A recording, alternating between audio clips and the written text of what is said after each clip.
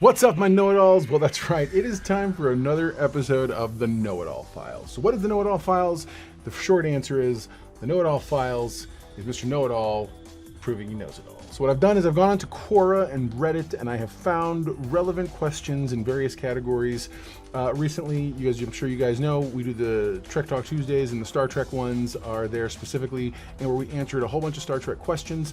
And now I'm going to do some for Doctor Who. So sit back, relax. Here comes the Know-It-All Files with questions from Doctor Who.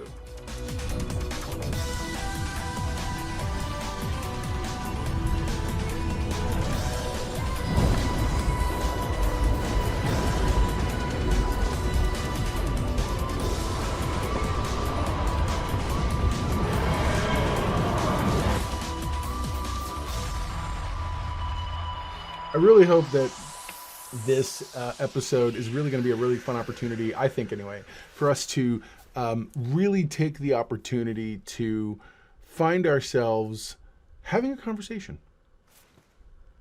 That's it. You know, I came prepared. I'm in my third outfit, my jumper, looking like my ninth Doctor costume, cosplay if you will, and I'm ready. So let's have a conversation. Let's talk, take your questions. Why can't the Doctor go back to Amy and Rory? Okay, so why can't the Doctor go back to Amy and Rory? He can. No, he can't, rather. I'm sorry. The short answer is he has... It's contaminated, man. Specifically, when they went back, when they were dealing with going to New York at the time, as River explains in the episode, there's already a whole lot of happening. And essentially, with all the time travel going on, it's chaos. And there's no chance that he's going to be able to bring the TARDIS in. And ultimately, that's why she uses a time hopper she got off of a time agent. And so the reason is because ultimately, obviously because the angels, and throughout the entire episode, we're constantly reinforcing the fact the angels are using this place sort of as their own personal buffet. They trap you there, they send you back to that very moment, and literally you loop through time, and they're just sitting there feeding on it. So it's creating this massive, massive set of circumstances that make time travel very difficult. So Rory and Amy cause a paradox, which contaminates the well and ultimately resets everything. But it really only made things worse from the perspective of how time is handled. And then when the angel, the last surviving angel, touches Amy, and she zaps out of existence. Actually, Rory first and then Amy, but Amy was the one that is the most traumatic at the time. What you end up with is there's so much damage connected to this era that to even try, yes, he could go visit, but his presence would cause so many problems and ripples because, he would be tempted to take them back, blah, blah, blah, this and that, and they have a destiny that he now knows, which is they're going to die here. He can't interfere with that. I think I started out saying it was a short answer, but clearly it was anything but. So let's go on to the next one. How do you feel about Russell T Davies returning as Doctor Who showrunner now that Chibnall has left? I love it. I'm all about it, man. Absolutely. Oh my gosh, Russell T Davies. I'm down, man. He's the guy who rebooted it. It's wonderful. It's amazing. I actually have a video that I did on it. You can look it up. I'm going to put it right up here, the title card, the little card up here. Specifically about what is Russell T Davies' master plan for Doctor Who. You got to check it out. It was exactly that, it's a master plan, and I believe, it's all speculation, but I definitely believe that we're moving in kind of that direction. If there's an architect that I want to steer this thing, now in Quora, the answer to the question was actually a very cynical, well, because of ratings and this, and they knew they needed something stunt-wise. Look, you don't come here for negative reviews. You don't come here for negativity. I don't feed that kind of fandom because I'm a huge fan of Doctor Who, and I'm a huge fan of Star Trek, and I'm a huge fan of all these different things that we discuss on the channel. And I'm going to tell you right now, I'm always hopeful. I was hopeful for the Jodie Whittaker era. So, and it just, the writing wasn't there. So I am definitely of the mindset that the Chibnall era had its place. And there are people who are going to love it and die by that decision, and people who aren't going to, who don't like it. Hey, I'm good either way. So comment below. Let me know what you think about that that whole scenario. I think we've kind of said and covered enough on that, so I'm going to go ahead and roll into the next question. What would an episode of Doctor Who written by Harlan Ellison be like? I love these kinds of questions. This is like my Star Trek, Star Wars question. Okay. First off, who's Harlan Ellison? I think everybody needs to kind of understand that. Harlan Ellison was the guy who wrote City on the Edge of Forever. He's a very famous sci-fi writer, wrote some really great Star Trek episodes. And so the question, what would an episode of Doctor Who be like? Honestly, IDW did a comic book version of Harlan Ellison's original script for City on the Edge of Forever. Time travel. I'm cheating. I'm going right there. And in it, there is a massive hall of like faces. It wasn't the ring thing that we saw in the episode, which is beautiful, by the way, and iconic.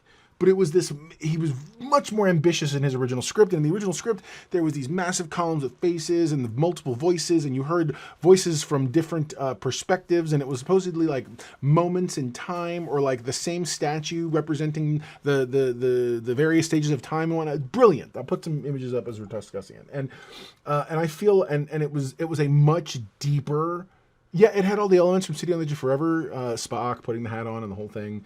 But at the same time, there were deeper, much more involved elements. Spock in the original one was really working hard to come. It reminded me a little bit more of Time's Arrow, the Next Generation episode. In that, remember Data and them, and everybody, they're trying to build some sort of a device to signal back to the future. And so that was kind of what this story was like. And I wouldn't doubt it if they borrowed elements from that years later to do that other episode of Next Generation. But yeah, man, I think that's the kind of, I would expect a much deeper, it would probably feel a little closer to some of the old Doctor Who episodes. But at the same time, what I really enjoyed about Harlan Ellison's writing is he always gave us deep questions. And that's what science fiction is supposed to do. So yeah, that's my answer. I think an episode from Harlan would be just like City on the Edge of Forever, but the extended version like what we saw in the IDW comic book. Will Doctor Who ever lose his TARDIS? Sure, he has. He's done that before. The third Doctor spent almost his entire career on Earth. He traveled once in a while, but for the most part, he was always there on Earth. And I feel like we've watched the episode Blink with our boy David Tennant from back in his era, in the 10th Doctor's era. Blink is literally about him and Martha going back in time and getting stuck in the past, and they've lost their.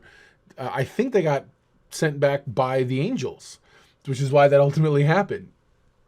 And so, but they're back in the past with the TARDIS, and he's got to do his best to sort of talk someone through how to get him back, and then ultimately get their TARDIS in the back and whatnot, recover it. But yeah, so he's lost it before. That isn't a big obstacle, and I mean for long periods of time. So yeah, no, I'm not sure. Yeah, sure he will. Will it matter? Next question. Which companion on Doctor Who did you like better, Rose Tyler or Sarah Jane Smith, and why? I only vaguely remember Sarah Jane Smith from the Tom Baker era. Tom Baker was the first Doctor that I can say I remember having watched. It used to be on the afternoons. It would be Godzilla and then Doctor Who. And I'm talking about okay, I'm dating myself, I know this. And on Sunday afternoon, and then maybe Kung Fu movies later in the afternoon, I don't remember.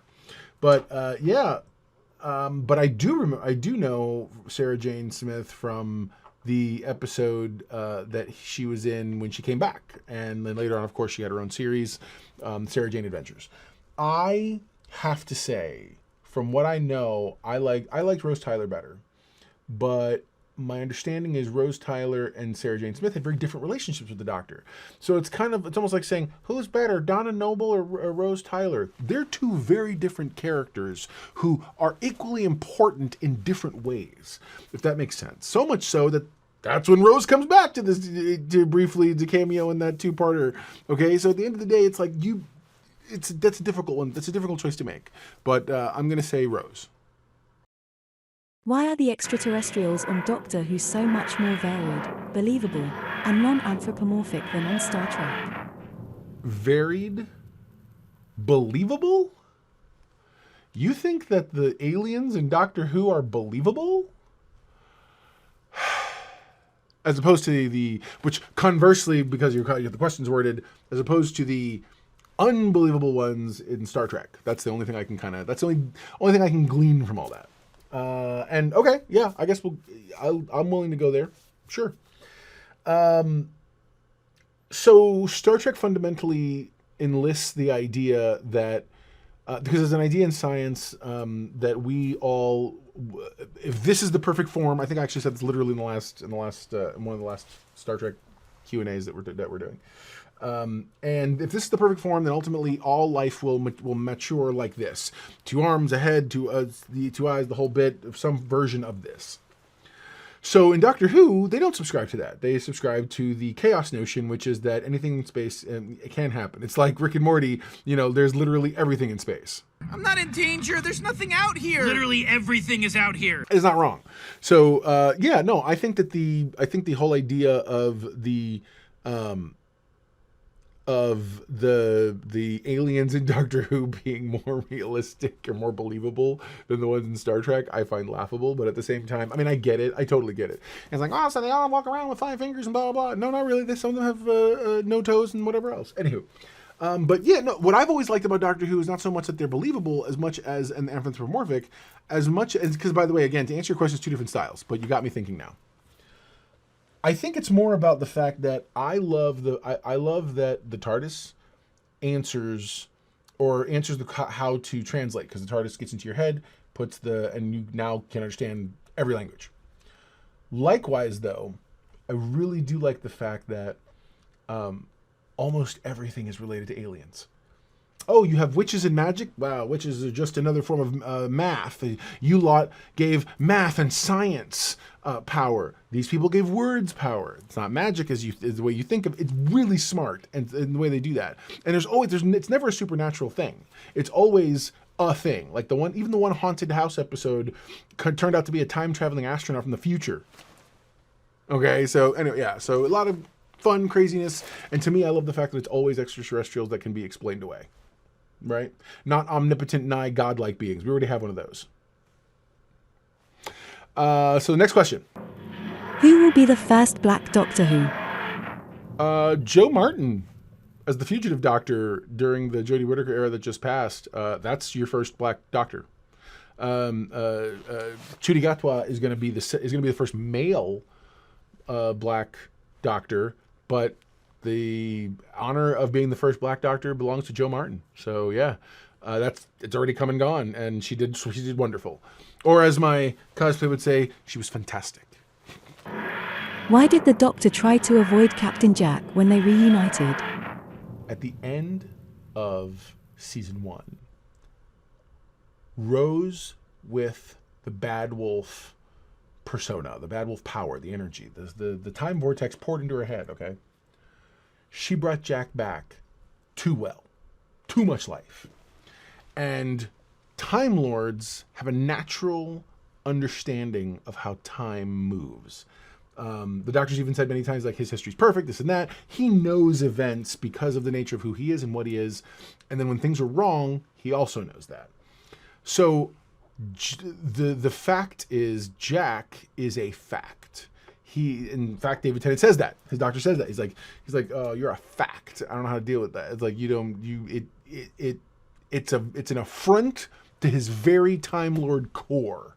And so that is ultimately why he tries to avoid Jack, is that it's anathema to everything that he understands, the way he was raised and everything else. So yeah, so there you go. Man, that's good. Those are great. We're gonna go ahead and do some more of these in just a little bit. And I hope you enjoyed that. But there you go. Now you know. And if knowing is half the battle, you're halfway to being know-it-all yourself. So, all right, guys, comment below. Leave your own questions. Otherwise, I'm going to be going on to Quora and Reddit and whatnot, and hopefully I might start a Quora group or something to maybe try to have a place where these can all go. But yeah, I'd love to know what you think, and would love to hear your questions, and kind of let's talk and discuss it. You know, if you got something that's kind of off the wall, I'm down, man. I'm here for it. Let's do it. All right, guys. Well, never forget, everyone loves a know-it-all.